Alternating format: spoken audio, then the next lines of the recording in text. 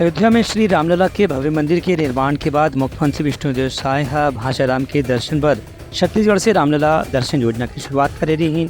ये योजना के तहत रायपुर संभाग के 5 जिला के 850 यात्री मन आज रायपुर स्टेशन से रवाना हुई। यात्रा की पहली यमन वाराणसी पहुँच के काशी विश्वनाथ के दर्शन करही, उसके बाद अयोध्या पहुँच के रामलला के दर्शन करही। ये मौका में रायपुर रेलवे स्टेशन परिसर में छत्तीसगढ़ के भाषा राम जय सिया राम के सुमधुर ध्वनि से पूरा स्टेशन परिसर गुंजायमान हो गए से। स्वास्थ्य मंत्री श्याम बिहारी जायसवाल अयोध्या धाम जाने वाला जम्मू तीर्थयात्री मन शुभकामना दिन और केंद्र की राज्य सरकार अयोध्या जाने वाला तीर्थयात्री मन पर विशेष रूप से रामलला दर्शन योजना शुरुआत करे है। एक अभी तक के कड़ा अच्छा प्रतिसाद रहे। उनका कहना रही से कि प्रदेश के तीर्थयात्री मन अयोध्या जाके रामलला के दर्शन करही और राज्य की खुशहाली के कामना करही।